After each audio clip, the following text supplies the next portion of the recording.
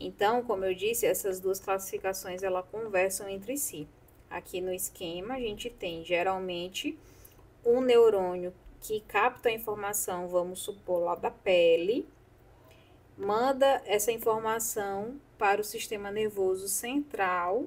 Ele também pode ser chamado de interneurônio, neurônio de integração, neurônio de associação.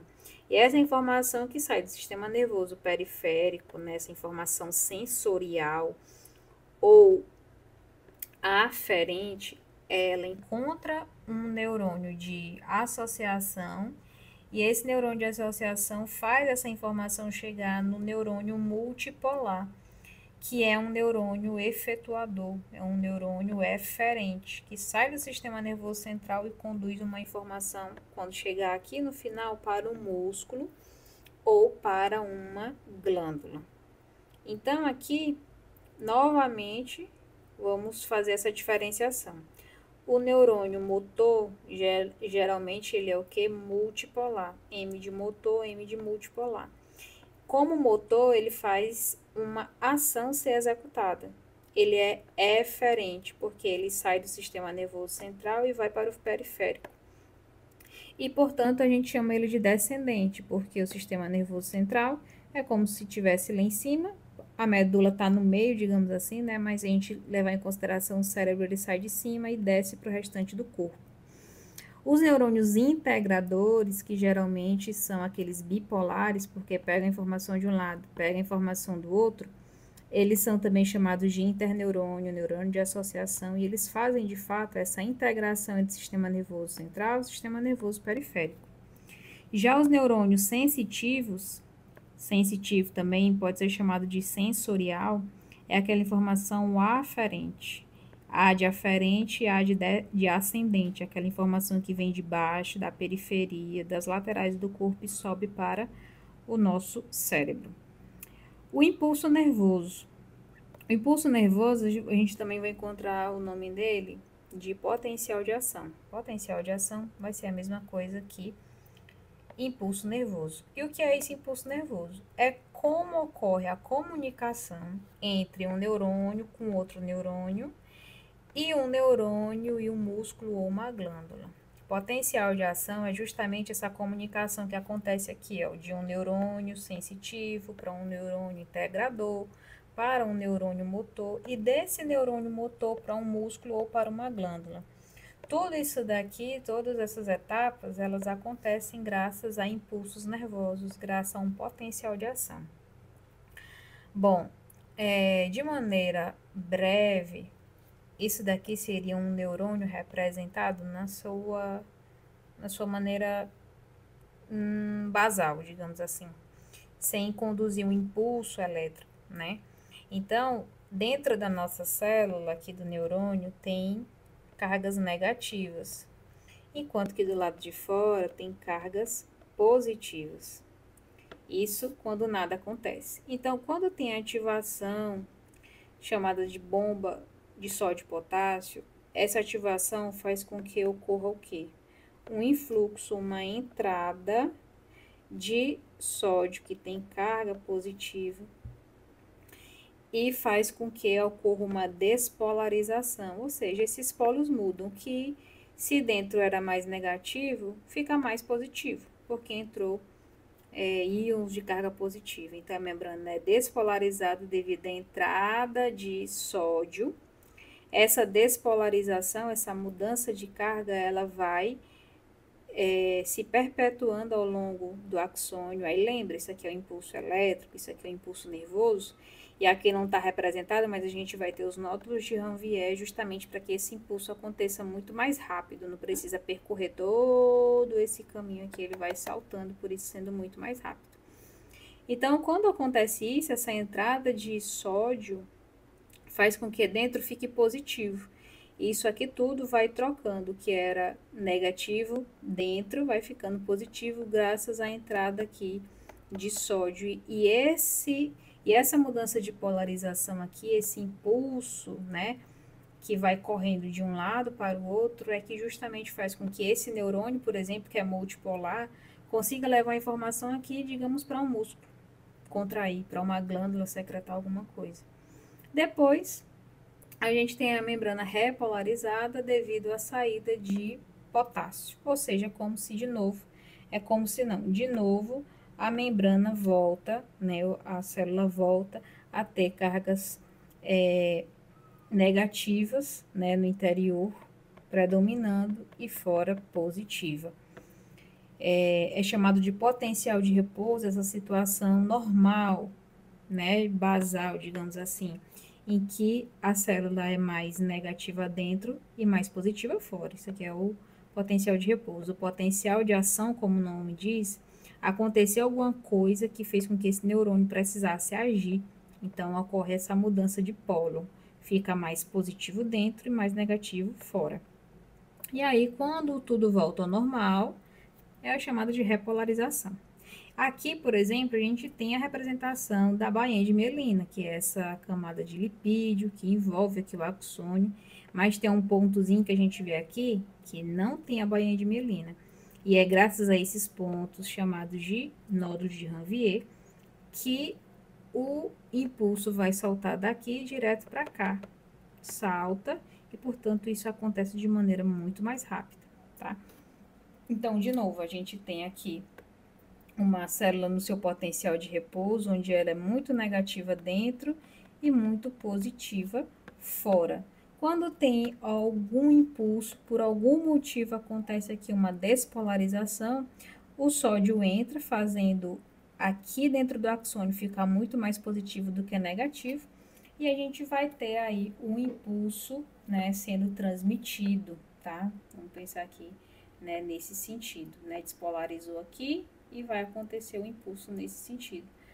Quando o impulso já foi entregue para onde ele deveria, acontece a repolarização. A gente tem de novo aquela situação basal, né? Aquela situação normal devido à saída de potássio, onde dentro da célula é muito mais negativo. Então, dentro é negativo, dentro é negativo e fora é positivo. Para acontecer despolarização, a gente precisa ter uma inversão disso daqui. A gente precisa ter uma troca. Dentro ficar positivo e fora ficar negativo, ok? E de novo, revisando qual o sentido do impulso nervoso. O impulso começa no dendrito, tem aqui uma despolarização que passa pelo pericárdio e o pericárdio passa para o axônio. A divisão do sistema nervoso central, do sistema nervoso, que vai ser em central e periférico, tá? Bem elementar. E aí aqui a gente precisa só dividir o seguinte, o sistema nervoso central, ele, né, de uma maneira mais ampla, ele é dividido em encéfalo e medula, tá? Então, isso aqui seria o encéfalo. E o encéfalo abrange o quê? Justamente cérebro, cerebelo e tronco encefálico. Cérebro mais encéfalo mais medula espinhal. Então, essas são as duas partes, né, digamos assim, mais abrangentes do sistema nervoso central. Encéfalo, medula espinhal. Encéfalo e medula espinhal. O encéfalo sendo constituído de cérebro, cerebelo e tronco encefálico. O sistema nervoso periférico, ele é formado de nervos, que são tanto os nervos espinais, como os nervos cranianos, Hortência, mas eles estão lá dentro da cachola, beleza, mas nervo é considerado periférico, tá? E os gânglios nervosos. Vamos fazer aqui uma breve revisão. De novo, o que são os gânglios nervosos? Eles são corpos celulares fora do sistema nervoso central. Enquanto que os nervos são compostos do neurônio, são os axônios. Então, nervo é axônio, nervo aqui, ó, axônio, e gânglio nervoso é corpo celular fora do sistema nervoso central. Aqui, de novo, só uma representação. A gente tem o cérebro, que é uma das partes do encéfalo, né? A gente ainda tem o cerebelo ali atrás, a gente tem o tronco encefálico que começa aqui, né? E abaixo do forame magno, a gente vai ter a medula espinal. O que parte da medula espinhal são nervos periféricos, né? Nervos raquidianos, nervos medulares, juntamente com os gânglios, mas a gente também tem o que aqui, ó, representado? Os pares de nervos cranianos. Outra divisão aqui do sistema nervoso central, junto com o periférico, é cérebro e medula, né? Coluna espinhal, medula espinhal, na verdade. Quando a gente fala de coluna espinhal, a gente está falando de quem? Mais da vértebra. Medula espinhal, a gente está falando de fato do sistema nervoso central. E o cérebro, que é dividido em encéfalo, que é dividido em cérebro, cerebelo e